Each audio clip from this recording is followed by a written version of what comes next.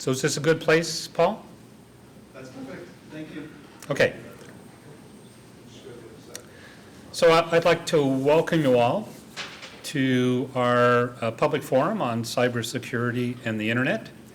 It's the first of a hopefully regular and hopefully expanding series open to the public on topics related to the internet, to its expansion, and the preservation of openness and transparency.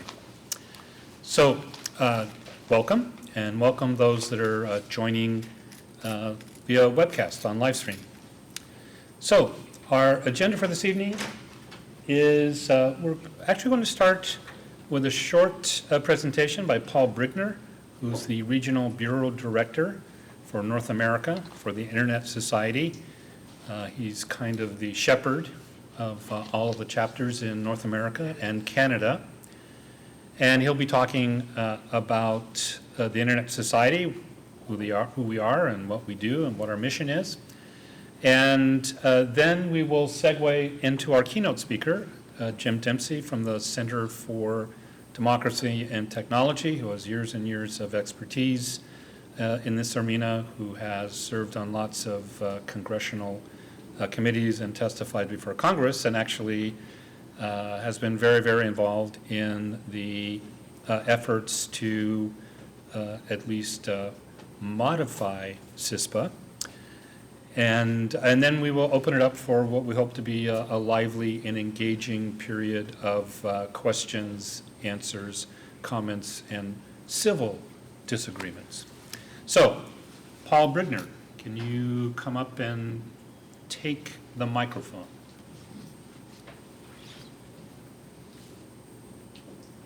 I will. Thank you very much, Mike. Appreciate it. Well, first, it's great to be here. It's always nice to come to a chapter event. I work out of the Internet Society headquarters office in Reston, and we have a few chapters in North America that I work with as the Regional Bureau Director for the area. And I've gotten used to seeing Mike pretty regularly. We have a meeting, a hangout, actually, a Google Hangout every week where the chapter leaders get together. So we've been looking forward to this event for a long time, so it's great to be here. And I'm very excited to hear the chapter is going to do more events like this. We just had one in Washington, D.C.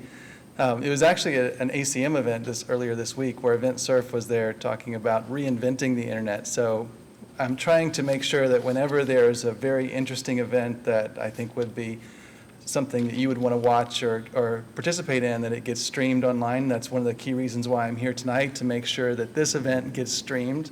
So we are live on live stream, and we'll have a nice archive of this. And it fits very well within the Internet Society mission, because our goal is to keep the internet open, keep it developing, continue to nurture the internet and protect it as an agent for continued innovation, social development, and economic development around the world. Of course, the mission of the Internet Society is to promote the open development of the internet throughout the world for the benefit of all people. So it's a very good organization. If you're here, I'm guessing you're a member, but if you're not, then definitely sign up for membership here in the local chapter and get involved. I know they'd appreciate your help. So cybersecurity, a really key topic we're going to hear about today. Starting off, I have to admit that I'm not the expert of cybersecurity for Internet Society, but we do have some people who are doing a lot of work on cybersecurity. And we have kind of two angles where we focus on. We focus on technologies, particularly those technologies that work on the routing infrastructure and the technical infrastructure of the internet. And we also do a lot to educate policymakers on these topics. We have a public policy group that's based out of Geneva. They do a lot of interaction with the ITU and with other groups like OECD, trying to make sure that the issue is understood and that policymakers around the world understand the complexities of this topic. And the key issue here is understanding what cybersecurity means, because it's, of course, a very, very broad definition, and lots of things get thrown into it, just from regular crime that happens to be on the internet to more specific things that are specific to the architecture and infrastructure of the internet. But of course, it's it's a huge threat, and it's something that is growing, as I'm sure we're going to hear more about today.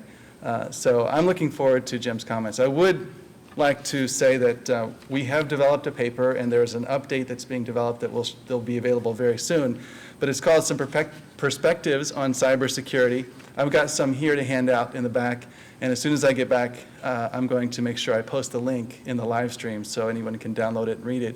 But what it does is it tries to take a shot at defining all the different aspects of cybersecurity and tries to outline some of the areas where solutions can be developed. Of course, the Internet Society believes that these solutions should be developed in an open, participatory manner that ensures that we continue to protect and defend the generative nature of the Internet. And there are definitely other approaches that could potentially change the Internet in kind of a negative way and keep it from being as open as it has been in the past. So we're on guard for those things. So with that, that's all I had to add, and I'm looking forward to the comments. So thank you very much, Jim, for being here today.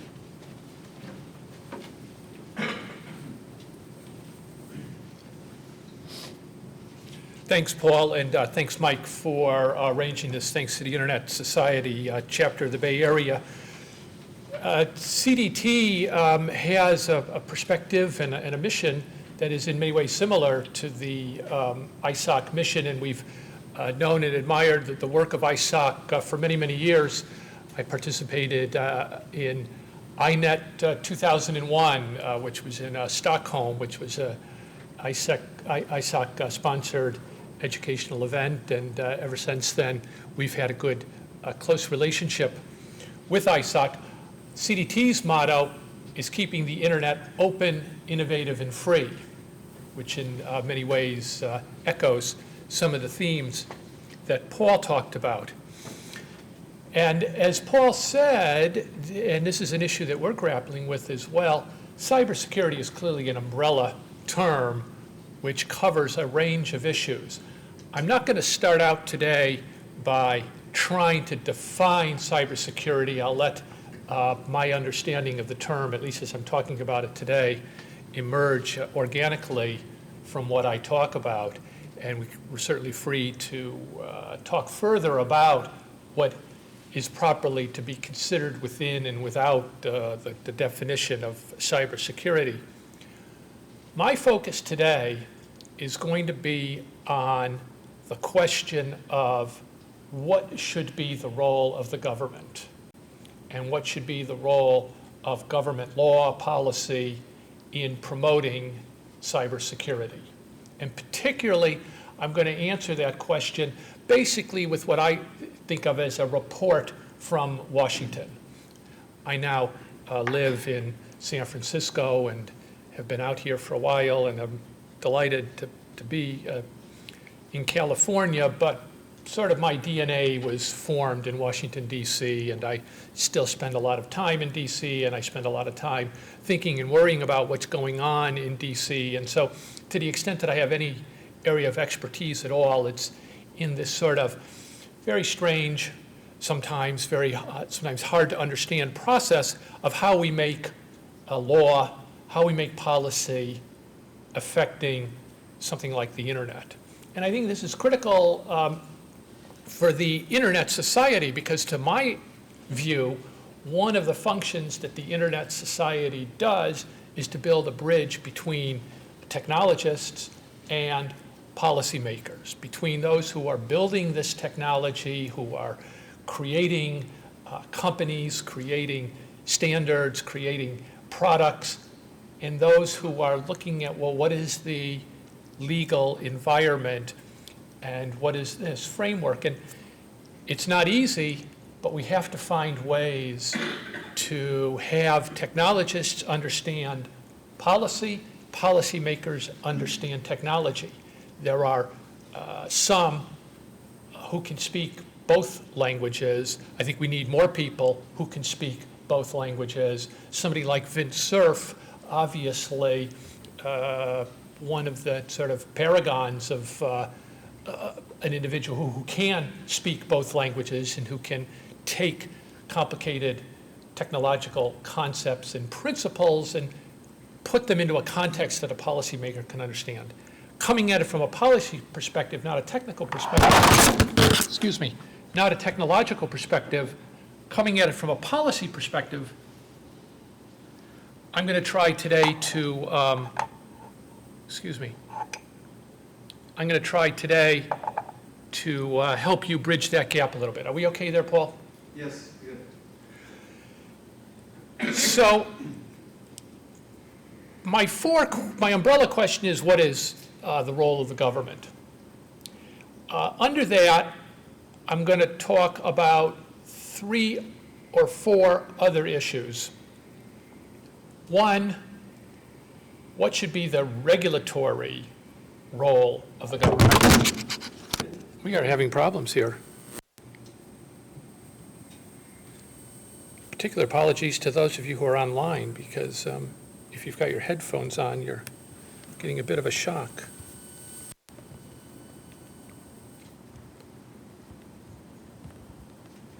All right, let's hope that works. Apologies to anybody who's using headphones. What should be the role of the government? Within the government, what should be the respective roles of the civilian components versus the military components? What is the role that regulation plays in this process? What is the role that information sharing plays? And then finally, an issue that I think is going to be a subject of some considerable discussion this year, which is the whole question of countermeasures and what kinds of active defense, you might call it, or countermeasures. Some people pejoratively talk about hackback, but what kinds of function should be permitted to a network operator, a systems operator, outside of their firewall, so to speak. So first of all, the role of the government. Clearly the government, and there's no dispute over the fact that the government needs to do a better job of protecting its own networks and systems. There's, I think, no debate in Washington that government agencies, network operators within government have the right to monitor their networks, just as any one of us. CDT monitors its network. Each of you quite possibly monitor your home network, certainly in an institution that you might work in. There are people monitoring ingress and egress to your own network. The government, as a systems operator, a network operator,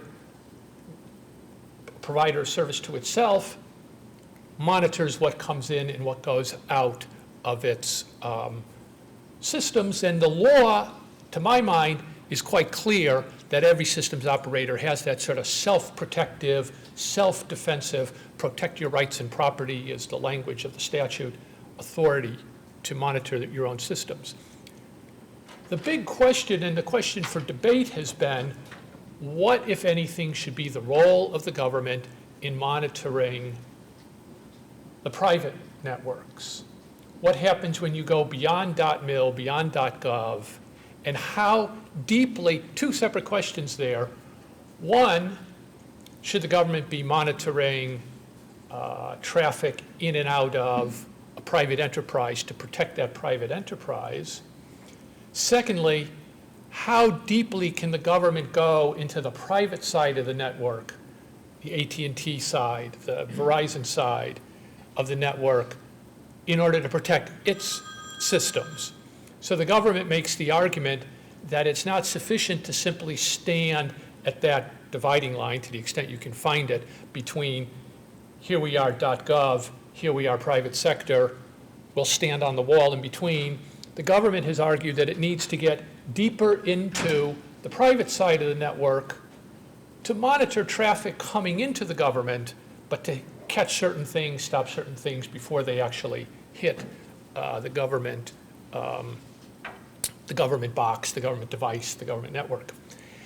I don't suppose they're volunteering to let the private side go into the government side to protect themselves from stuff coming from the government, are they? No, which raises an interesting question about, again, why not simply maintain that dividing line? The government protects its side, the private sector protects its side.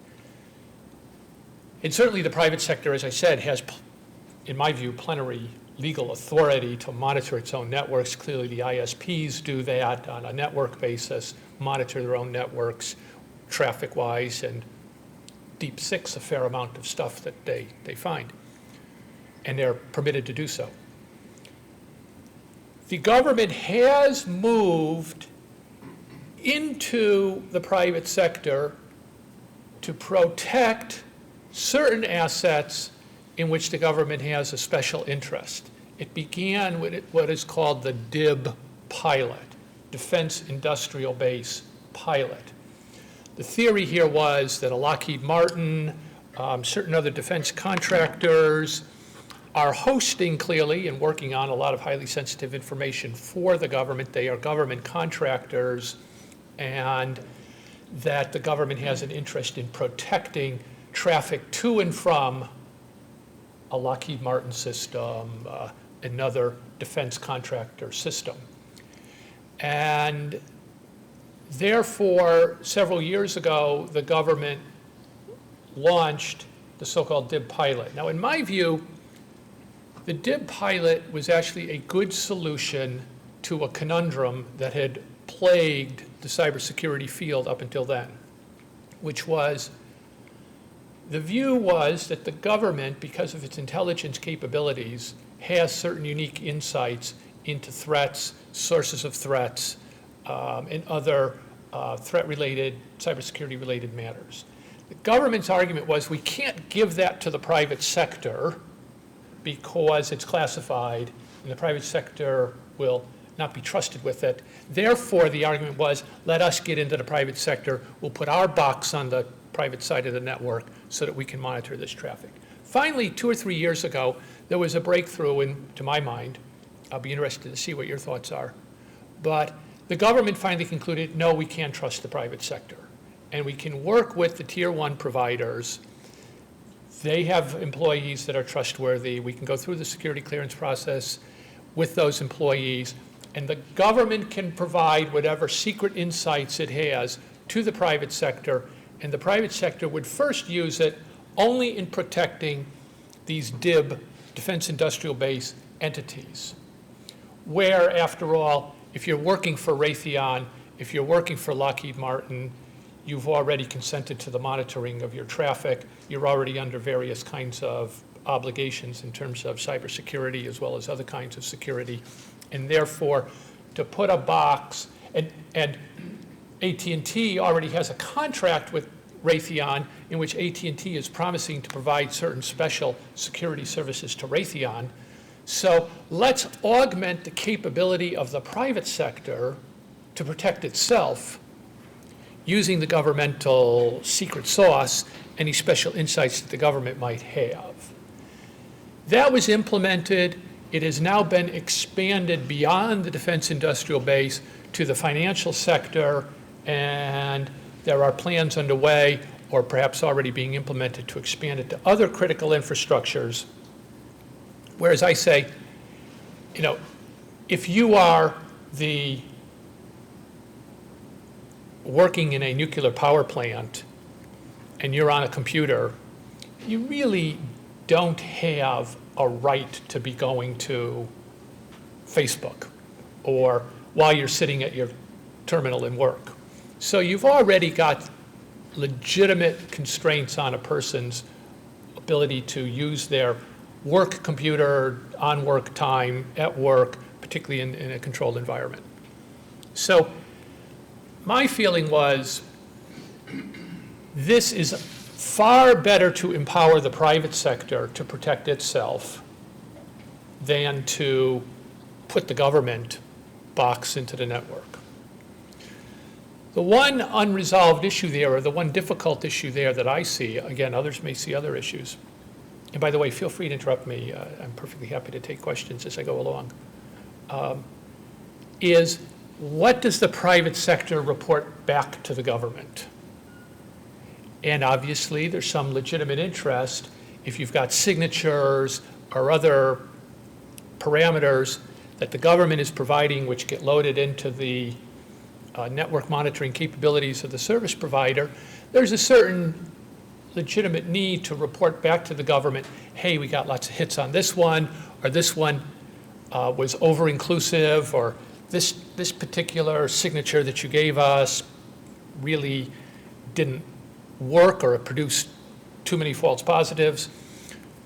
So there's some desire to be reporting back to the government. On the other hand, as you know better than I do, a lot of this security monitoring is becoming real-time. It's become automatic. The reporting process back is becoming automatic. And so you can easily see a situation in which government taking signatures, giving them to the private sector for the private sector to use in private-to-private traffic. After all, it's not unheard of that people at Raytheon will send emails to their spouses using their Raytheon address. Not meaning to pick on Raytheon, but in a private sector company. So you're talking private-to-private traffic now being monitored by the government with signatures provided by the government in an automated process that's not necessarily transparent to the network operator, let alone to the service provider. There is consent, probably by the employee, who as a condition of employment has consented to this form of monitoring. So in that sense, it is authorized. And there is a concern that this would be used in a way that then serves certain additional intelligence gathering needs of the government, or that this information, once provided to the government, can then be used for other purposes. Not yet fully, a problem that's not yet fully resolved. So you have that hard set of issues around monitoring. For now, it is the position of the US government, the position of the president, that the government does not monitor private sector networks, with then this caveat that if it's traffic to or from a critical infrastructure, the government will provide assistance to the private network in order to augment their capabilities. We'll get later to the question of what additionally can the private sector share with the government, which has been the focus of debate around the CISPA legislation. Another question with respect to role of government is then, okay, we're going to provide some information, we're going to monitor certain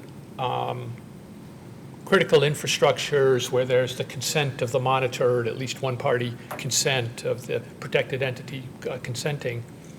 What, if anything, should the government do as a regulatory matter to improve the security of the private sector?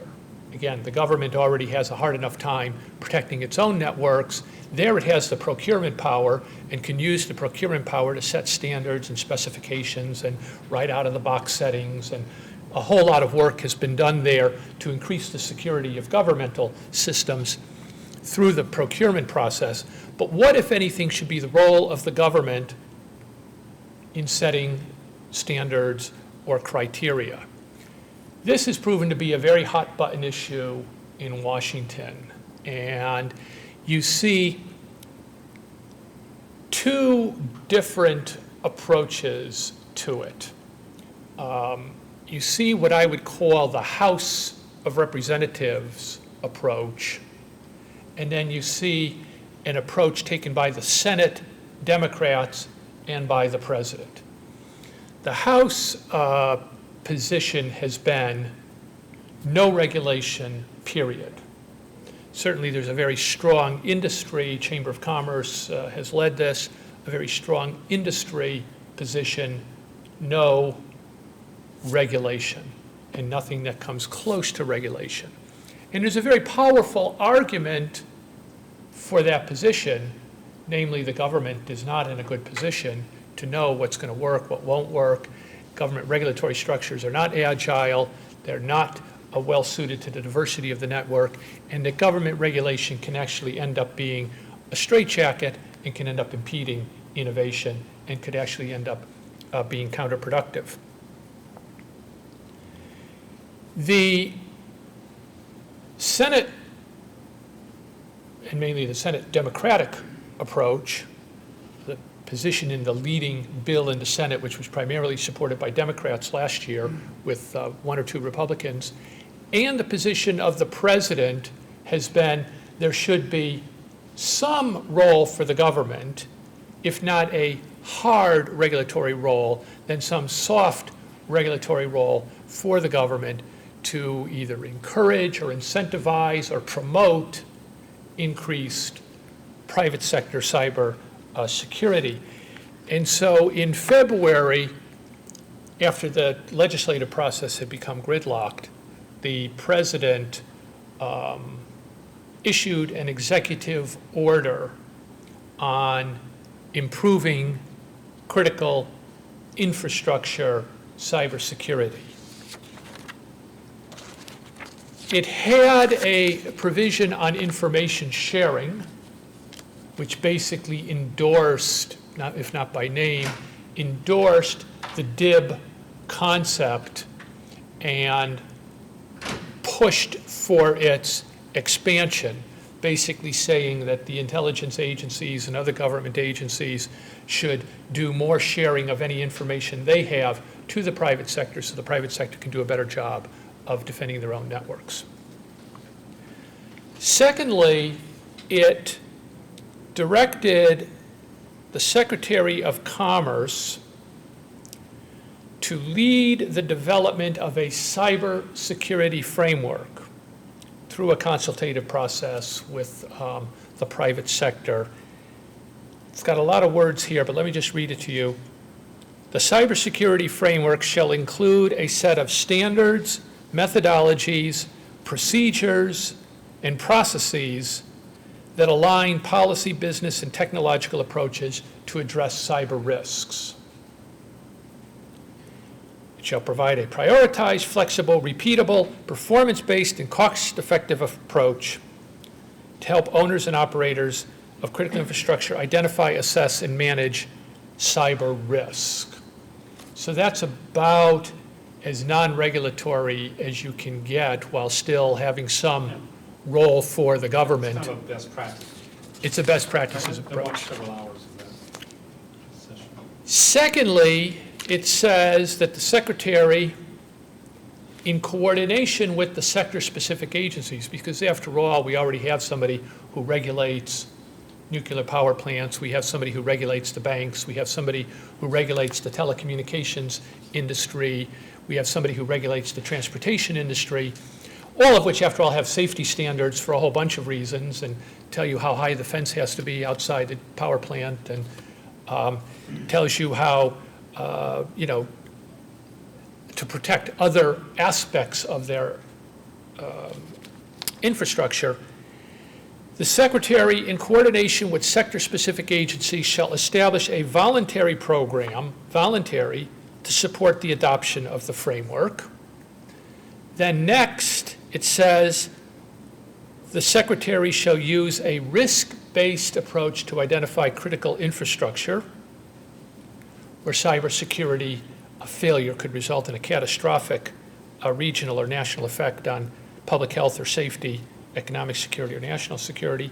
And then finally, agencies with responsibility for regulating the security of critical infrastructure shall engage in a consultative process to determine if current cybersecurity requirements are sufficient, and if not, to consider whether to increase their existing regulations. So pushing it out to the sector-specific agencies, which has the logic of saying, rather than having a top-down, one-size-fits-all, which clearly doesn't work, let's take the agencies that already have expertise, the agencies that are already regulating the banks, which already have adopted some kind of security rules, let them look at their cybersecurity rules, the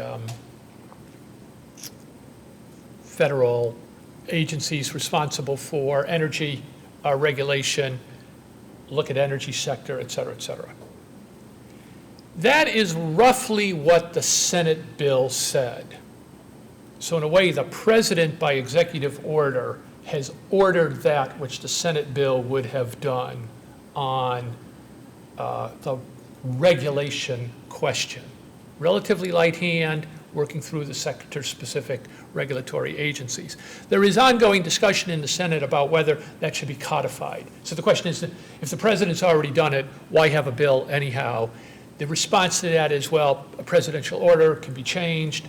Let's codify it and put it in place. I actually don't know, and I have no prediction at all, whether that will carry the day or not. You know, I know, we all know, just been reading the papers, how hard it is to get anything through Congress these days. I think the inertia factor alone would militate against anything further on this issue. But on the regulation question, I think that's more or less where we stand, that what you see in the executive order is about where federal policy will be now for the coming 5 years. And you could easily say, well, let's see if this works or not. What problems does it raise, et cetera. So let's at least test what has been put on the table. Good, bad, or indifferent. Let's at least test this. Now, let's get back to the question of information sharing. There are really 3 aspects to the information sharing question. What should the government share with the private sector? What can the private sector share with each other? And what should the private sector share with the government? Point number 1, again, what should the government share with the private sector in a way that's already been answered in the president has now directed the agencies to share as much as they can with the private sector. And there's really not much more that Congress can do, in my view, on that issue. The president has already said it's the policy of the United States to share intelligence information with the private sector to empower them. It's a question of how far, how deep do you go, who do you trust with that information, the question of what do you feed back to the government, but from the government to the private sector question is answered. Peer-to-peer. Now here's where we get to an area where I do believe that if you want to have a change, you're going to need legislation. And this is where we get into the issue that has preoccupied most of the debate in Congress now for the past several years, and which is the subject of CISPA, the Cyber Intelligence Sharing and Protection Act, which is the legislation now passed a second time by the House, and now for a second time pending in the Senate with its future unclear. The privacy laws right now, as I said, they allow any system operator to monitor his or her, their own system, and to use that information to protect the rights and property of the system operator. There's actually an interesting question under the law as to whether you can share that with another entity for mutual self-protection or for that other entity's benefit to protect themselves. Now there is, and I think it's legitimate and appropriate, some already peer-to-peer sharing that goes on, certainly at an informal level.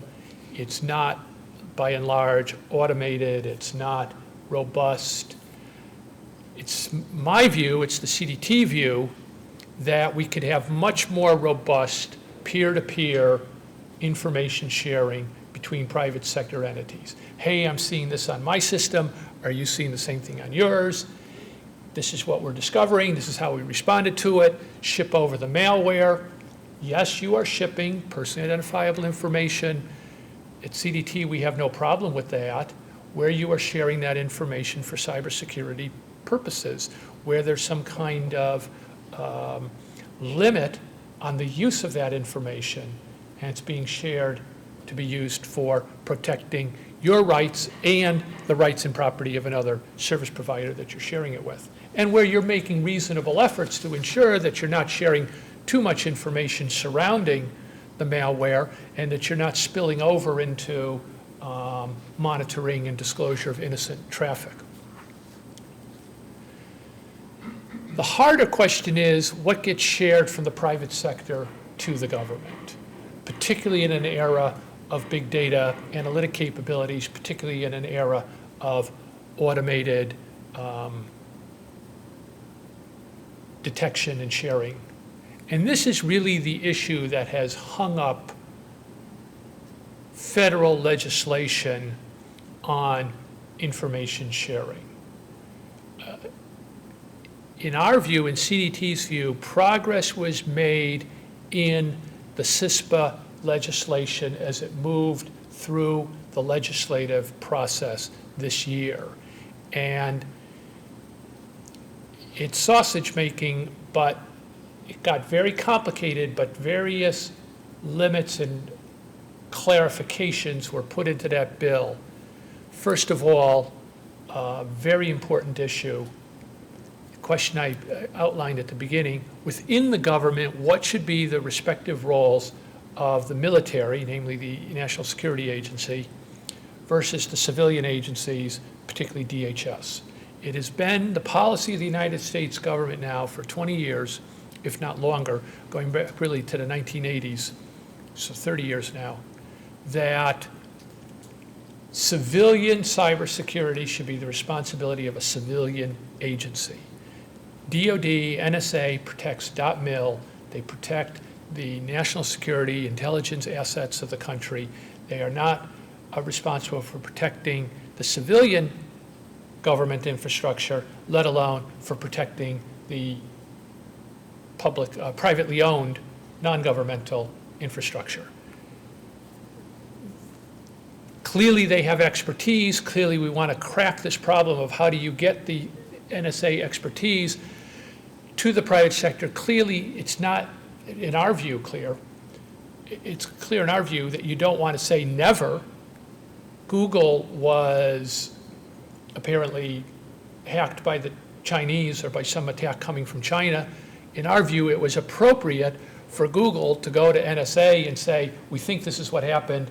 We think this is how they got in. We think we've cleaned it up. We think we're okay now. Have you seen this? Did we do the right thing? Are we correctly interpreting what happened to our system? Can you help us make sure we've gotten all the bad stuff out and that we've adequately protected ourselves against a similar attack in the future? That's an appropriate, in our view, way of the private sector relating to NSA. Less clear is regular data flows to the NSA. The NSA appropriately might monitor government information systems, clearly .mil, under constant attack. That's one of the two missions of the NSA, is the protective side. But it's been the policy of the United States, and the sort of question up for grabs on a periodic basis is, what should be the role of the NSA for the non-military, non-defense, non-intelligence assets of the federal government? The position of the White House is NSA should stay on the military side, and that DHS should have the lead on the civilian side. Position of the Senate is that DHS should have the lead on the civilian side. And in the floor vote on CISPA 2 months ago, the House adopted an amendment that basically ratified the primacy of DHS vis-a-vis the civilian side and the private sector, and said that information sharing to the government should flow through DHS, and then any sharing with NSA should be subject to rules adopted jointly by DHS, the Justice Department, Department of Defense, and the Director of National Intelligence. One small question in the bill, though, the bill does say that any information going to NSA, to DHS should be shared, says DHS shall ensure that cyber threat information shared with it or any other department of the federal government is also shared with departments and agencies with the national security mission in real time. The Senate bill says in near real time. In real time, the question there is, how do you impose a control? What kind of control do you impose? Shouldn't an analyst look at some of this stuff before it goes to NSA? Again, interesting question that we can debate. In a second, I'm going to show you some legislative language because I think it's important for you to appreciate just how hard it is to translate these concepts into legislative language. I want to touch on the issue of countermeasures. And this is an issue that's going to loom larger in the, this year, in the debate. The House bill has no overt language on countermeasures, although I'll show you where there's some language for worry in a second. The Senate bill last year did have language authorizing companies, any company, to the power to modify or block traffic,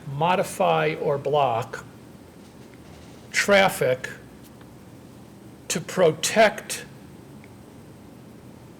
its rights or properties, its rights or property.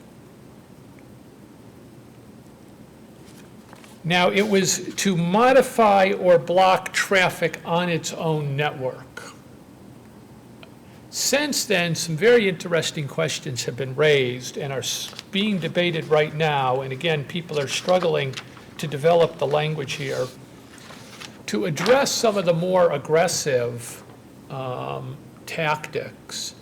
I think the authority to modify or block would probably include what some call sinkholing, taking traffic.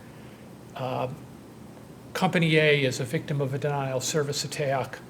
They identify the IP addresses from which the attack is coming. They alert their ISP. The ISP diverts that traffic off into a sinkhole where it does no damage until someone can have time to stop the attack and alert the ISPs, which are often innocent computers, of course, that have been taken over. But isn't that their already general practice today? That is.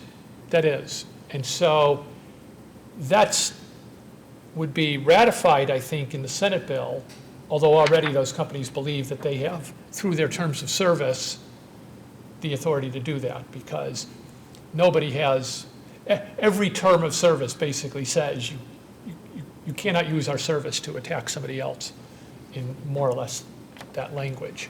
So the service provider already has the authority to do that. That's only the source service provider, not the recipient, though, by that definition.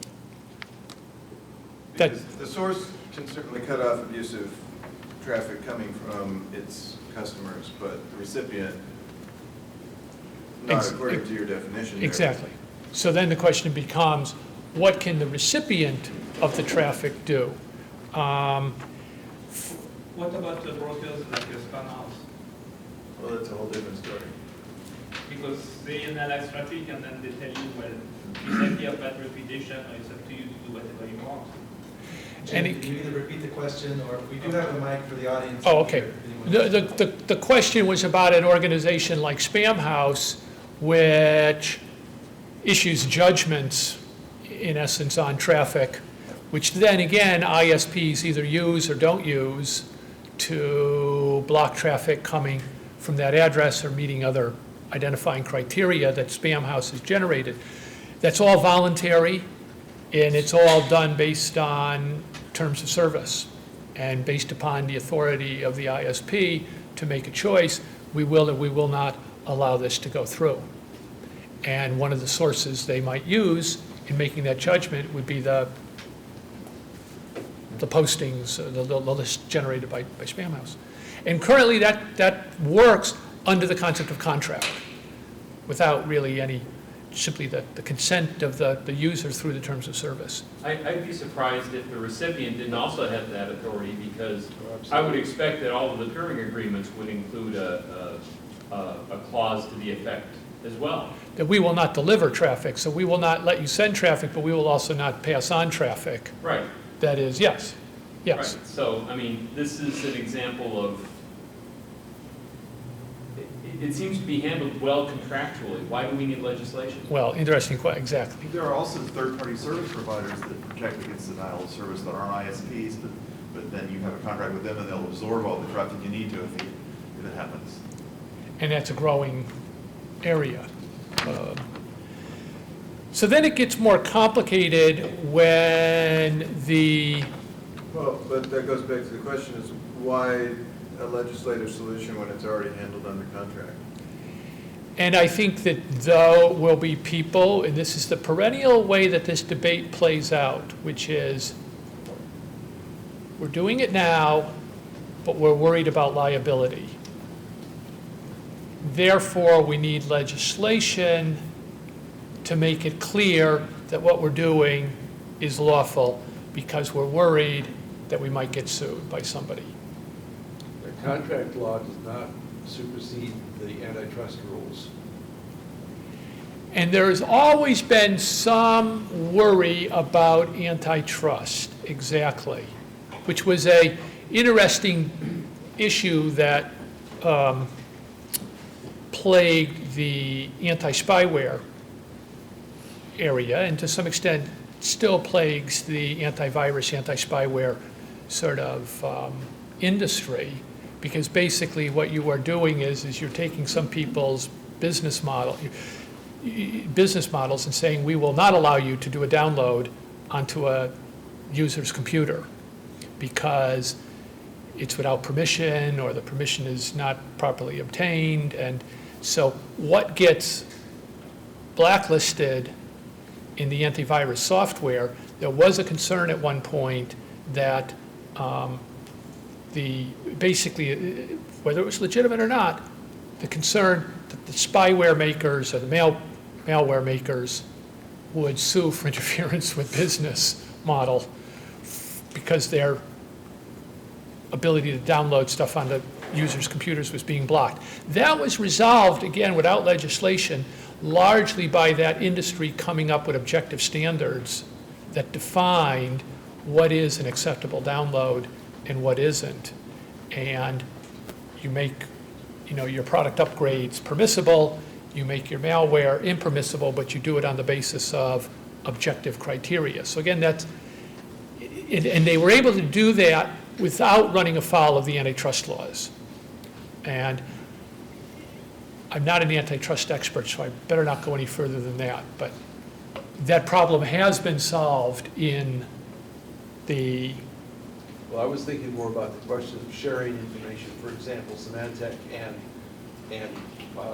what's the name of the other companies, McAfee, sharing the information they have about threats. Right? That's what I was thinking about, is the spyware analogy to network sharing of threat information that might be subject to antitrust. And that's been one of the concerns. So, Is it antitrust or racketeering and collusion that you're concerned about there? sorry.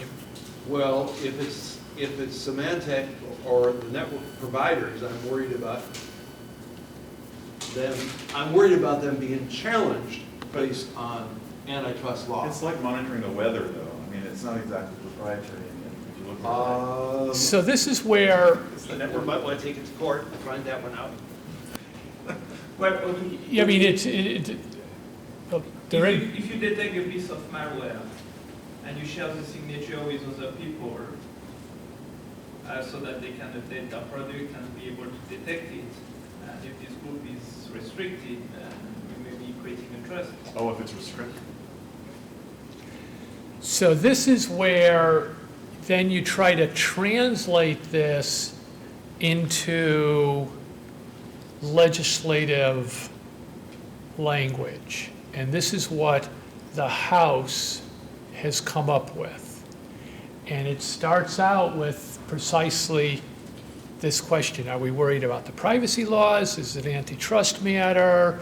Is it some other law that might limit this? So the House was pushed to notwithstanding any other provision of law, which is sort of, the nuclear option for legislative rulemaking. So we're going to, for this purpose, wipe out anything else that we've built up over the years in the area of privacy or antitrust or other areas of negligence or liability, et cetera. Notwithstanding any other provision of law, a cybersecurity provider may, for cybersecurity purposes, use cybersecurity systems to identify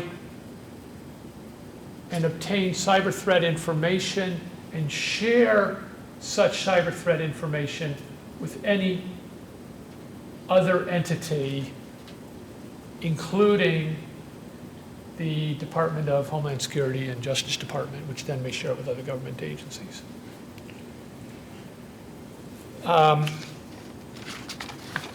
Cybersecurity systems.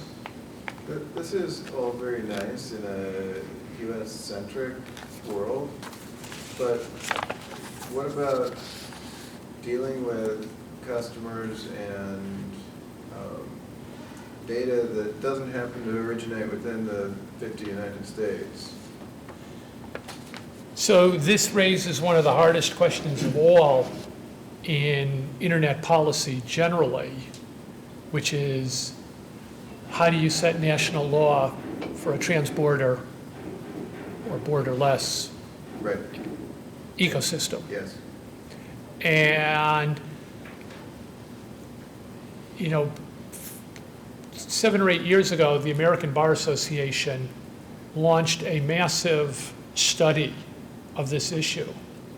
And they produced a 380-page report in which their conclusion was there will likely be more than one jurisdiction, government, claiming jurisdiction over the same act or the same data over the same assets. And there is no one-size-fits-all rule for deciding which claims of jurisdiction are legitimate and which aren't. Just in the area of consumer B2C relationships, there was something called the Hague Convention, which tried to develop rules for B2C relationships in a transborder environment, both for real world as well as virtual world. Failed entirely, just completely failed. Right now, there are efforts underway at the ITU, in the UN, between Europe and the US.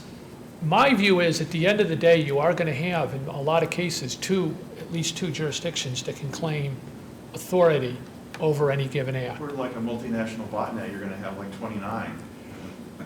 Right, right. Or 300. Right. Yeah. Any one of which, because, you've got clearly, because the principle of criminal law is, if you're in Canada and you shoot across the border and you kill me in New York has jurisdiction over that, even though it was a Canadian citizen and the crime started in Canada. So already, even in the virtual world, in the real world, you have the notion of transborder crimes. Clearly, the drug trafficker in Latin America who's sending drugs in the United States is committing a crime under US law, and it can be investigated, and if we can get our hands on him or get him extradited, he can serve time in US jail. So in the case of the botnet, if you have victims in 100 countries, every single one of those countries potentially has jurisdiction. And perpetrators. Well, or perpetrators, Or I'm right. thinking the situation Right. where, let's say, Yahoo France detects a cyber threat. Yahoo detects a cyber threat originating in France. They share it with DHS, and all the European agencies go ape over it and throw everybody in Yahoo France in the clink and sue them for everything it can get, kind of thing. So these issues, we are not close, we, the global internet community, are not close to resolving. My view is that part of the answer has to be at least a rough harmonization of legal standards among countries, both in terms of the definition of that which is a crime, as well as the definition of what are the regulatory and investigative powers of the governments. You see a little bit of that in the Council of Europe Cybercrime Treaty. You see a little bit of that in some of the human rights courts. There's one for Latin America, there's one for Europe, which are both quite strong. There's actually now one for Africa, which is just beginning to take off, but beginning to think about what are the powers of governments, even just within our own nation state. But if you have roughly equivalent relationships and roughly equivalent rules, then you begin to get mutual trust between the countries in cooperating. You've obviously got countries that fall outside of the bounds in terms of what they consider to be a crime and in how they interact with their citizens. And I think we need to have a push generally for raising the standards I'm rather just than thinking that lowering them. even if the European definition of the crime was comparable to the US definition of the crime, the response in terms of sharing information with governmental entities, they may not be real comfortable with Yahoo sharing with DHS because they would rather have it sent to whatever EU system it is, because they consider it a EU privacy thing. Right, right. But you've got content content delivery networks are all over the world. I understand. I Yeah, understand. yeah. No, that's the conundrum. And up till now, Europe has taken a relatively geographical approach in its approach, certainly, to privacy. And they have this notion that data regarding Europeans or collected within Europe can stay within Europe, but should not flow to other countries without equivalent privacy protections. And then you ask, well, how does that work in a cloud context? So again, even just trying to answer these questions for the US within the construct of the US law is very, very difficult. And then,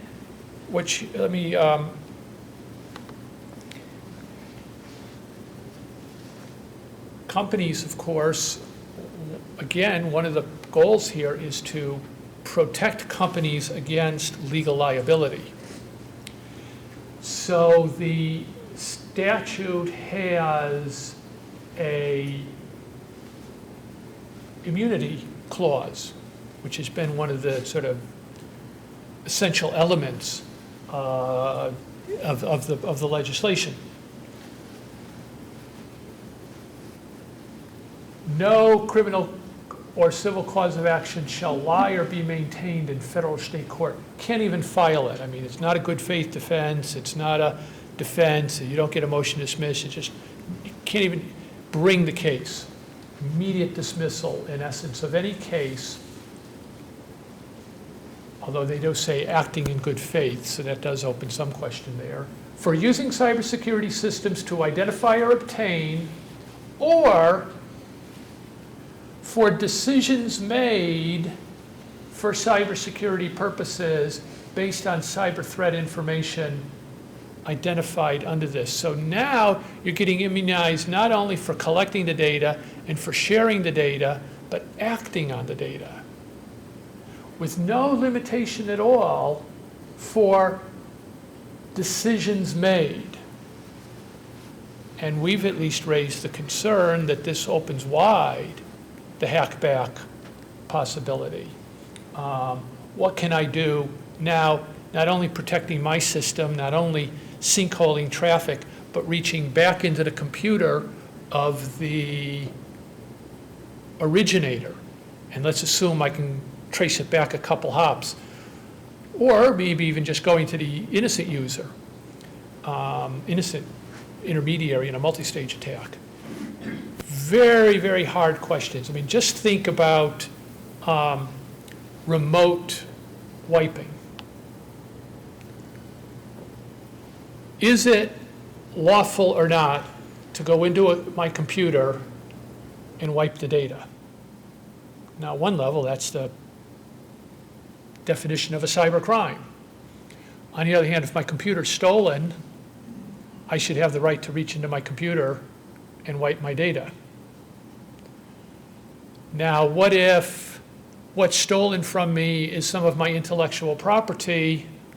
Can I go and claw back or wipe out or render that intellectual property useless? Well, that's the whole point of those data files that expire after a certain date, so certainly I could have the right to quash my own data.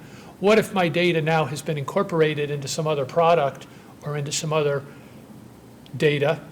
Can I now reach in and destroy that which has incorporated my intellectual property? So even just this question of remote wipe, oh, of course, if my phone is stolen, I'm definitely going to wipe it. If it's a corporate phone and I turn it back in when I leave the company, they're going to wipe all my stuff off of it. But very, very hard then to start going through each one of these possibilities and trying to translate it into legislative language. And you end up instead with some of these very broad terms being used, making decisions for cybersecurity purposes. No civil or criminal cause of action shall lie for decisions made for cybersecurity purposes. Also, by the way, we talked about should the government be inserting its box into a private network. No civil or criminal cause of action shall lie for using cybersecurity systems to identify or obtain threat information. Does that mean that the government can come to a private sector entity with its box, say, insert my box, it will identify or obtain cyber threat information? I'm not really going to tell you what's inside the box because, of course, it's classified, and you're not really going to know what's coming back to me over the box because that's classified too. But now you are immune for using the cybersecurity system to identify or obtain threat information and for sharing it in accordance with the section, which means you can share it back to the Department of Justice for cybersecurity purposes. But the private entity now is, I don't know, do they lose their incentive to start asking questions about what box goes into, because they're acting in good faith? So we've raised these questions. We've gotten some traction on them. There's an effort in the bill actually to say that there's no new authorization to install government boxes on private sector networks. There was an effort to try to say that decisions made does not include hackback, but it's pretty broad language and pretty powerful language at the beginning of the provision. So the question on that, Just getting the mic here, we have a... yeah, so in those previous examples, there, we talked about the hackback there, and so does that mean? Well, how does that relate there to some of the concerns raised that this language that allows the people who are supporting CISPA last year, that they get what they wanted, but they weren't able to there when the Stop Online Piracy Act failed to get through Congress? And there was an effort to address that question as well in the definition of cyber threat, which is to say that cyber threat information, obtain or identify cyber threat information does not include information solely involving violations of consumer terms of service or consumer licensing agreements. So there was an effort, at least, whether it was successful or not, an effort on the part of the drafters of the legislation to say, we are not backdooring a SOPA-PIPA type regime into this legislation, because that was clearly raised right at the beginning. Earlier definitions did talk about threats to intellectual property, for example, as being a cyber threat, and clearly theft of intellectual property is a cyber threat, and it's one of the major reasons why we're worried about this problem. So again, it illustrates the, well, when is the theft of intellectual property a cybersecurity problem, and when is it just, quote unquote, just an intellectual property problem? And the drafters at least tried to say, we're not talking about copyright infringement. We're talking about theft of intellectual property. But of course, for years, the content industry has said that copyright infringement is theft. And at some level it is. So again, this is the difficulty which you face in trying to say, oh, we're talking about cybersecurity, we're not talking about SOPA-PIPA. It's easy enough to say that. And it's easy enough to say this is not SOPA-PIPA by a different name. You know, some of the early rhetoric said, CISPA, son of SOPA-PIPA. The proponents of CISPA hated that and said, no, no, no, that's not what we're doing here. But to say it and then to try to write it in legislative language is a totally different matter. Very, very hard. Very, very hard to both say what you want, make it relatively timeless, and by relatively timeless, I mean hope that it'll last for about 10 years, and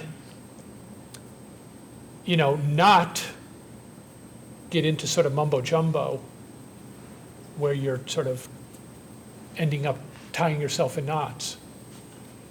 And I don't think we're there yet. It's been a long, long, long process. I mean, as you know, this issue's been pending now for 3 or 4 years. It's remarkable. I mean, at least the president, you know, with an executive order, the executive order, I think, is relatively clear. Now, there you had the benefit that A, he wasn't trying to do everything. He was only addressing discrete issues. B, nobody had a vote on it.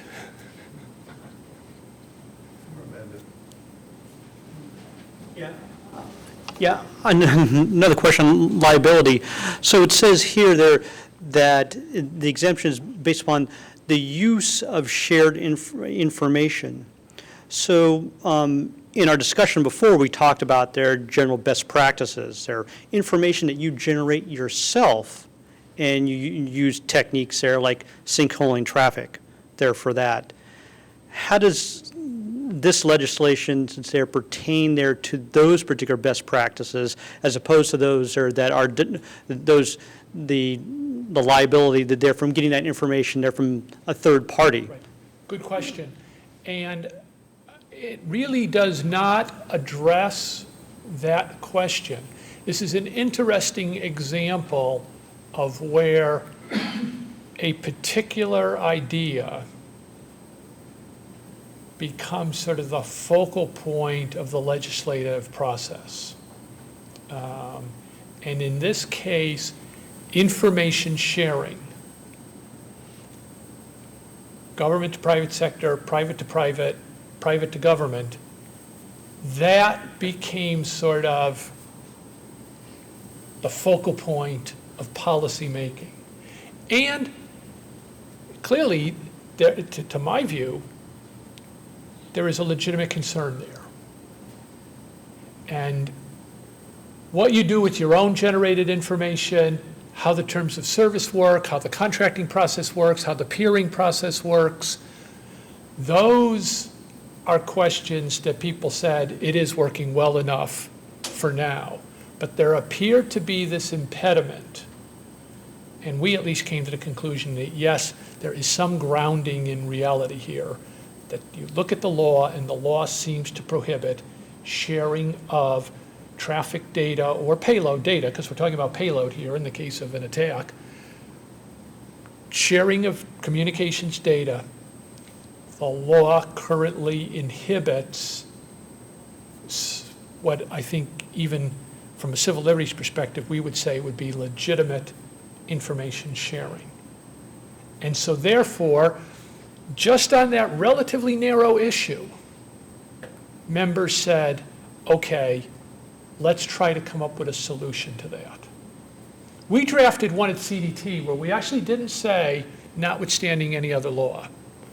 We said we're going to list the laws that are the problem. And there were some specific laws under ECPA, Electronic Communications Privacy Act, and there was the antitrust law. Those are really the two, and there's a provision in the Communications Act. So there were three specific sections of the law that we had identified that could present problems. And we said, let's amend just those three, and let's focus on the peer-to-peer sharing so that the private companies can talk to each other to build up their defenses. One company is seeing something, they've quarantined it off, they've dealt with it on their own, but they genuinely want to share it with their competitors. Because they also want their competitors to share with them. And they want to have the quid pro quo of an informal, one-to-one or within a sector sharing of information. We felt that was legitimate and should be facilitated. Don't get mixed up in the countermeasures debate, that's a much harder one. Don't get mixed up in the what goes to the government debate, that's a much harder one and more freighted with constitutional implications. Just facilitate that peer-to-peer sharing and we can make some real progress in that area. That view was rejected, unfortunately, I believe, because I think we could have had progress on this issue 2 years ago. Instead, it got gridlocked last year and it may be headed for gridlock this year. Any one of these problems, when you drill down in, it gets real complicated real fast. The equities get real complicated. Certainly, my motto is think comprehensively, act incrementally. And I think here, even on this issue, you can see, in my view, they went a little too broad and they ended up getting into problems. But again, I welcome other thoughts, yeah. A little bit earlier, you mentioned something about being able to modify or block traffic. And Sinkhole was given as an example. I consider that to be a block. What would be an example of where they'd want to modify traffic? I'm concerned that this is making opportunities for man-in-the-middle attacks and things of that sort. Yeah, exactly. One case would be putting some kind of beacon in, let's say, outbound traffic to figure out where it's going. What about attachment stripping on email, for example? What about attachment stripping out of email? Stripping attachments on email. So that might be an incoming modification. You might, I think in fact, this is practice now, which is you will strip off the attachment, say we had an email from coming to you, it had an attachment, we haven't delivered the attachment, do you want the attachment or not? And you can have that kind of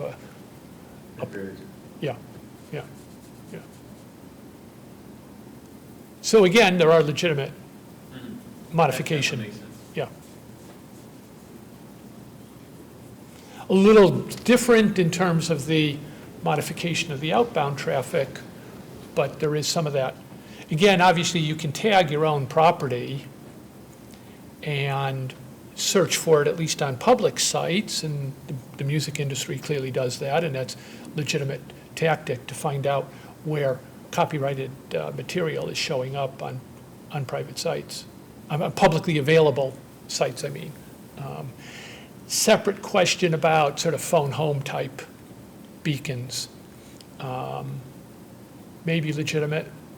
Obviously, people use web beacons all the time in email that reports back at least some information about when an email's been opened up or certain content has been viewed.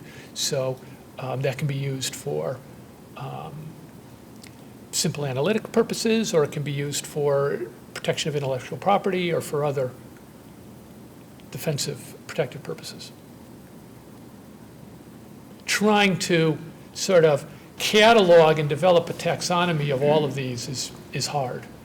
Partly because, and this is a trouble that a lot of policymaking in this field faces, people aren't necessarily eager to talk about everything they're doing for understandable reasons. But that then makes it hard to try to come up with the words that define the good stuff you want to permit without authorizing bad stuff that you would worry about, but you fall back on things like decisions made. Can a Yeah. comment in that area? Yeah. Is technically, the way you deal with these kind of problems is you tighten up your description language. And so your nouns and your verbs become better and better defined. That process is pretty well known technically. It's evolved into a number of description languages. And that basically is the way we define the rules that the internet runs on. We build protocols. Those protocols are state description languages. And so you're trying to suggest, it seems to me, that a set of very abstract words and concepts can be used to describe a very detailed system. And my feeling is that that's basically impossible. Any good processor will figure out where the holes are and use them for whatever the interests are. So as I see it, the system that you're using to solve the problem doesn't work. There are better systems that you could use to solve the problem. Why don't you write these languages in some state description language? I would love to be able, at some level, I would love to do that. The pushback that we've gotten, is, oh, that'll be outdated in a year, or oh, that's too specific.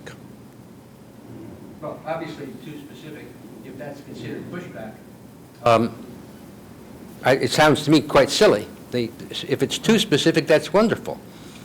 I agree, If it constrains, in terms of being too specific, if it constrains the protective measures so that they are ineffective against the evolving threats, then too specific is not a good thing.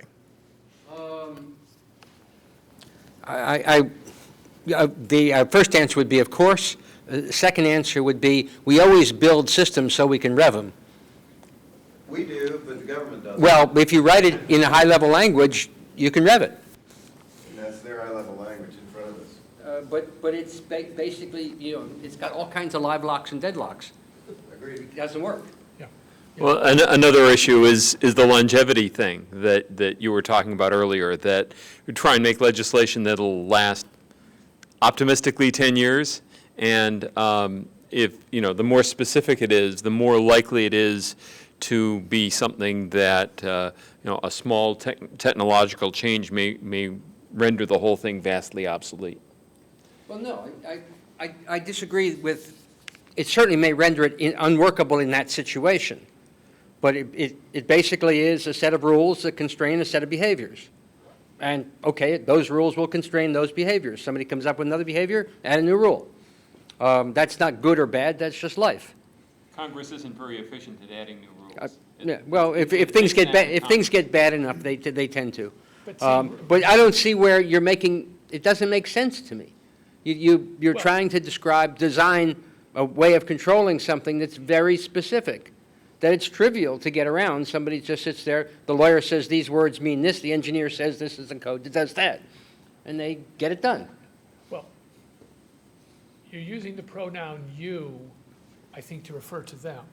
'Cause I Well, didn't- I to didn't- refer I to didn't- anybody who wants to break the I system. didn't write this, and I didn't endorse it. I tried to do what you are suggesting. We tried to do what you are suggesting, and it was, in some respects, rejected. Now, there is other language in these bills that do talk about what is a threat, and they try to define what is a threat as a way of defining that which can be identified and shared. But one of my major purposes tonight was, I think I've achieved, in that you understand what is the difficulty facing Washington. And I think what is the difficulty facing policymakers. Now, one partial answer that I have here was, what we are trying to do, we're not trying to make everything clear. We're only trying to make some things clearer. So there are some things now which are clearly illegal, there are some things which are clearly permitted, and then there's a gray zone. There will always be a gray zone. If we can expand the clarity on either side, that which is clearly permitted, that which is clearly prohibited, we're not solving every problem. And we can't solve every problem. I think always the effort to solve every problem ends up leaving you worse off in this kind of an environment. So there is a possibility of using specificity if you're only talking about the authorizing side, so you expand the clarity of that which is authorized. Everything that doesn't make your specific list then remains in the ambiguous category, which isn't the worst thing in the world. But what you've done is you've created the space for clarity and for assurance and basically for certainty. So there is a value, notwithstanding the outdatedness rule, there's a value to saying, okay, we will authorize these things. This will last 10 years. 10 years from now, people will still be doing these things. There may be new things that they want to do that are in the uncertain zone. Maybe we will deal with them in a timely fashion, maybe they won't, but at least we've given clarity and we've moved some things from the gray zone into the zone of certainty. So that's one way to sort of break the gridlock between it needs to work forever, and which forces you to broad terms, versus it's not clear, we need to be more specific. So if you give up on perfection, you can at least then achieve clarity for some things. That's been my approach to the legislative process, but that's not everybody's approach. One observation when you started is, it seems that the premise of all that is that the government is doing a better job at cybersecurity than anybody else, because security has always been the job of government historically. But cybersecurity is a little bit reverse. It's mainly at the moment run by vigilante, and the government is starting to get into it. Even the army is starting to, build defense and look at it. So I have the feeling that the legislative body is thinking that the government is better at it than anybody else. That's why they have to tell the rest of the world how to do it. So that's the first thing. The problem of sharing, I think, in the cybersecurity world, everybody is sharing on a peer-to-peer, and thread because you know somebody. And the way I see it is a problem of scaling. We can't scale this sharing of information. We can't scale except outside of our few contacts. And when you're looking at the, worldwide, you've got a threat coming from anywhere. And who do you know there that can help us? And that's the kind of things. And my last comment is also, I see that all these things look like to be built out of frustration. That we would like to harass the bad guy, but we can't do it. So we are going to create some very wide-ranging laws that will allow us to catch them because they didn't report to the IRS correctly, like we quote Al Capone, for also a reason, but because if we do the law wide enough, then we'll find something to arrest somebody.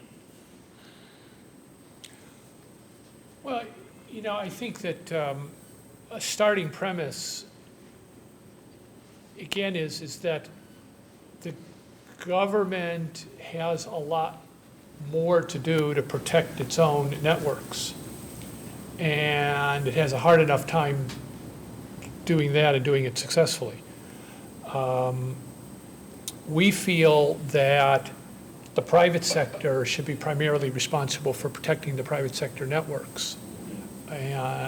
There is, in my view, clearly room for cooperation at the least, and some things, I've come to the conclusion that there are some things that the government is better at than the private sector. Certainly if you're talking about understanding the methods of foreign government attackers or state-sponsored attackers. It's my assumption, at least, and it's certainly the assumption, I would say, of 99% of the people in Washington, my assumption that the government has some unique insights into that. And then the question is, how do we allow the private sector to benefit and augment its resources based upon the special insights that the government might have due to certain capabilities that the government has that are not available to the private sector. Yeah, so back to your comment there about The optimum solution there would be to develop language there that allowed therefore the expansion there of defining what is allowed. Okay, there. So, and then there you'll have on a continuing basis there, an area that's cloudy. There, I think there that what the concern is there for the CISPA legislation as it is right now as passed by the House there is that there it in fact there even though there that it clearly has a section there which allows more there it now has created in areas that were not allowed before that are now in the cloudy area, and that's where there is especially in the personal privacy area there that is what there the objection is basically they're going forward. Yeah, I think that's an excellent point. So, I mean, only to restate it, but in an effort to create certainty, they've created a new area of uncertainty, possibly shielded by this language. Yes. So, Before I ask more questions, we kind of devolved into Q&A. No, that's good. Do you have more material to present? well, I really, no. I had basically, one way or the other, said pretty much everything I wanted to say. So- Okay. Because I had a question about something much earlier. Yeah. Which was, you talked about Google going to NSA when they detected that they were probably being attacked from China, I think it was. And that seemed like the right thing to do. But then a little bit after that, you talked about that DHS was really the front end for the civilian internet, kind of the right. So should Google have gone to DHS instead of NSA? Was that? So this is one of the sort of critical dilemmas that we face here, which is the widely held view in industry that the real expertise lies at NSA and not at DHS. That Congress created DHS, explicitly gave it critical infrastructure protection, cybersecurity responsibilities, arguably did not give it enough funding, did not give it enough authority to hire expertise. A lot of the resources have flowed to NSA, which always had a certain capability and a clear responsibility for cybersecurity. DHS had a very hard time under the prior president as well as under this president of getting and retaining the assistant secretary responsible for cybersecurity. Very difficult time getting the talent. In one positive step, there is now an MOU between DHS and NSA that NSA is sending some of its experts over to DHS. It's certainly my view, it's been my view that we need, how did we get into this hole where the best cybersecurity resources in the country all work for the military, and yet we've got 90% of the internet owned and operated by the private sector. And we need, yes, we need a robust cybersecurity capability on the military side, but we need to put resources and the kind of hiring flexibility and the kind of expertise into building up a cybersecurity capability in the DHS. Right now, I think most companies would say, if we've got a real problem, we would want to talk to the people at NSA rather than the people at DHS. What agency at DHS would you even link it for? What agency at DHS? So there is a directorate for cybersecurity. Right, exactly. Yeah, exactly.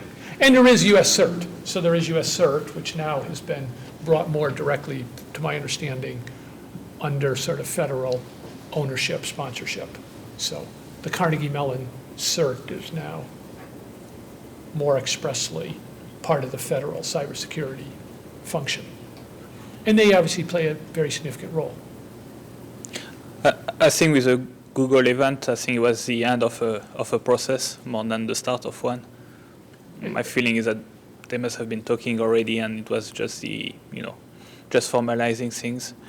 I think also there was another event where Obama called several CEO of critical infrastructure and then show them some information, just to make them aware, this is what's happening, this is what we know.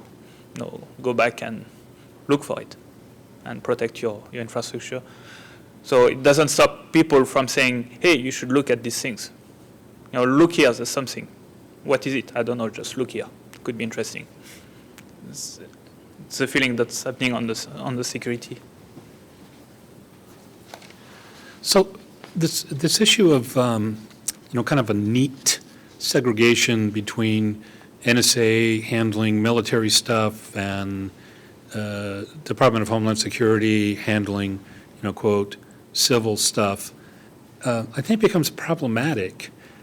I read the unclassified version of the Pentagon, annual summary to the Congress on China, and it seems that there's at least one, national entity that has chosen to blur that line, that is looking at, denial of information as a force multiplier, to use a military term, that might even supplant the need to take military action, and certainly sees it as a way of leveling the playing field when it comes to a parity with the United States and its Western allies' military technology. So in that kind of scenario where not just, the tactical edge network and there may not even be an active hot battlefield, but civilian installations, not just nuclear power plants, but power generation facilities, water distribution systems, lots of systems that are information dependent and that could cause, real damage and actually even threaten lives. It just seems to me it's going to be incredibly difficult to sort that out, particularly when you move from kind of the reactive mode, which is what this seems to be slanted towards to something that actually attempts to be prophylactic in nature Right. and preventative in nature. You see any way forward of kind of cracking that nut? Yeah, that is about the hardest question there is, which is why I say it should be a question of leadership, not of exclusive ownership. So civilian leadership for the civilian resources, military leadership for the military resources, but clearly we need to find a way to cross-fertilize. And that's why I said I was genuinely excited when I heard about the DIB program, because to me, that seemed to be at least the beginnings of a way to promote cooperation without dominance. And to take those insights into the, take China as an example, which is example number one, into the way that the Chinese are operating and where they're going. So clearly we have there's a counterintelligence role, and then you translate that into the prophylactic protective role. I think the protective, actual implementation of the protective function on a day-to-day basis, still I want to see that lie with the private sector and with the civilian agencies.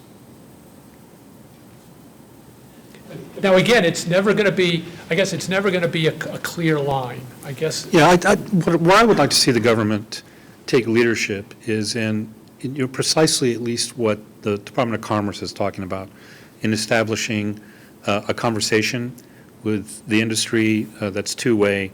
They're getting input from the industry about, or the civil sector, about what concerns them. But then rather than this kind of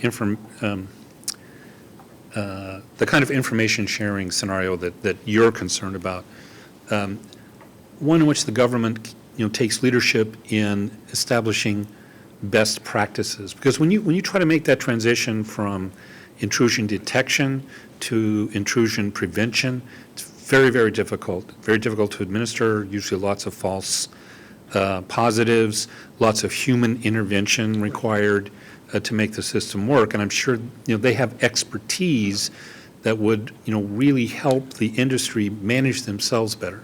Right. I agree entirely. And I think one of the things that a little bit skewed that debate or prevented that debate from happening, or that process from moving forward, was again this fear of regulation. And I think that the administration has put that off the table, although there remains this, as you know, this very deep-seated distrust of the administration and the president in some quarters. But I think the administration has been pretty explicit that they don't want to go down that road, and that the kinds of best practices that they are talking about are truly best practices and are not mandates. Because I think if you take away the fear of regulation, then you can have this talk about best practices as truly being best practices in a much more,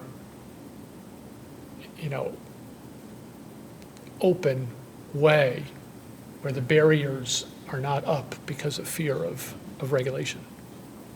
In some ways, though, Going back to the slide that's up in front of us for liability, if the government mandates what the best practice is, how do you avoid that becoming a liability issue for those people who decide that they know better? Right. Or are neglectful? That's right. And it's not as if there are, it's not as if there is zero liability. So to take one example, the FTC, the Federal Trade Commission, has for the past 4 or 5 years now made security a theme. Now, it's adopted what I call the really stupid rule. If you do something really stupid with somebody's private data, they will find you in violation, or they will allege that you violated the FTC Act. So, in the famous case, if you have a wireless network in your store that sends the credit card data from the cash register to the back office over Wi-Fi, unencrypted, so that the bad guy sitting in the parking lot can intercept the credit card numbers while they're passing over your Wi-Fi network, that's really stupid. And that is an unfair trade practice in the eyes of the FTC, which will get you in some degree of trouble. The penalties are not terribly high, but so that's sort of, so again, we have the things that are really clear over here and the things that are really clear over here, and then we have the gray area. They've been sort of building up the really clear that this is really stupid, and if you do it, it's an unfair trade practice.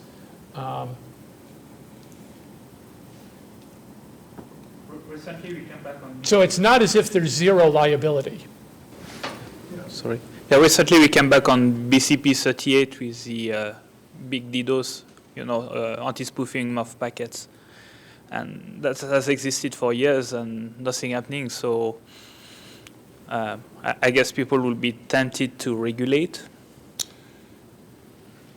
Again, that's sort of the, we've had a hard time saying how much security is good enough security. Somebody once said, the great thing about standards is there are so many of them. So, which of these standards is the one that you are supposed to follow? And if you follow it, you will be at least protected from liability. Finding out, again, we talk about best practices, but do you agree with me that best practices can devolve into that which we are already doing? Oh, yeah. Yeah. But which now has some kind of industry sanction to it, has been designated a best practice. And there are lots and lots of people spend lots and lots of time going to standards bodies just to make sure that the way their company is doing it is written into the standard. So, although that won't stop the same thing from happening in the regulatory process. So if you have a regulatory process, you will have lots of people trying to game that as well. I have a question about the origins. Question about the origins and objectives of cyber threats. So far today, we've talked about cyber threats as if, frankly, it's sort of one monolithic thing. Right. But it seems to me that obviously people gravitate to, maybe it's a foreign government trying to attack the U.S. Critical infrastructure. But cyber threats, I think, are so many different things. And implicitly in all this legislation and so on, are people really thinking about cyber threats as one thing or many different things? I'm laughing because this is precisely a problem that we're grappling with at CDT. And we're trying to write a paper, not dissimilar from the ISOC paper that Paul referred to, but what is cybersecurity? Now, you think it's bad here in the domestic debate. In the international debate, and the way that cybersecurity was discussed at the ITU in Dubai in December, there it was everything. And you've got sort of the Russian view of information security, which basically means thou shalt not criticize the government, to intellectual property, to spam, to critical infrastructure, to cyber war. So there are many, many, many different terms that are used under the cybersecurity umbrella. And unfortunately, to some extent in the United States, but even more seriously in the global forums, that term is used to cover a host of different visions. I mean, here, what has driven the national debate is quite simply the rising fear of of China's capabilities. Not only their capabilities, but their actual current practices. And, you know, the Mandiant report came out just a couple of weeks before CISPA passed and looked in many ways aligned with the vision that many of the members of Congress had about what is the nature of the threat. That we're talking serious theft of intellectual property, serious capabilities in terms of disruption of critical infrastructures. So go ahead. Go ahead, yeah. Has CDT looked at the way that cybersecurity legislation as implemented through HIPAA is or is not a good approach? That's interesting. So, and let's make this the last question if we could, and I'm happy to stay around afterwards, but we're getting to the bottom of the hour here. HIPAA basically has two pieces to it. It has a privacy piece and it has a security piece to it. The privacy piece is most popularly embodied, or we encounter it all the time when we sign that form at the doctor's office, agreeing to whatever practices the doctor has for use of our data, and we're thereby consenting to them. The security piece, people have paid less attention to, I think, and I have to say, I'm not actually sure how it has worked. The two areas where we have clear federal regulation of security practices are under the Gramm-Leach-Bliley banking law, financial services law, and under HIPAA, both of which have security rules which talk of technical, physical, personnel, and administrative practices that must be adopted. It's a great question, though, about what are the lessons learned, either from the financial services industry, which I think has by and large done a good job, although they still get hit, but huge effort obviously has gone in there. Interesting question. For a long time, of course, for hospitals, the biggest threat was the insider threat in terms of nurses or others or doctors or whoever browsing and or carelessly handling portable media kinds of issues. But it would be very interesting to have sort of a case study of what has been the effect of clear regulation, and have the regulators actually managed to contribute, or have there been other drivers? And I would say in the financial services arena, I mean, there have been huge drivers in terms of liability and just market type drivers as opposed to the regulatory drivers. But that'd be a fascinating study. We should get Deirdre Mulligan over at Berkeley or somebody to get some grad students working on this, or somebody at Stanford working on that. I like that question a lot. I don't have the answer, but it's great. Well, thank you very much. I'll have another piece of pizza and stay around for a bit if anybody wants to pursue anything else, but it's been really great, and I appreciate the different perspectives, which help me stay grounded in reality, because this is very, very hard stuff and sometimes can easily get divorced from reality. So I appreciate it. Thank you.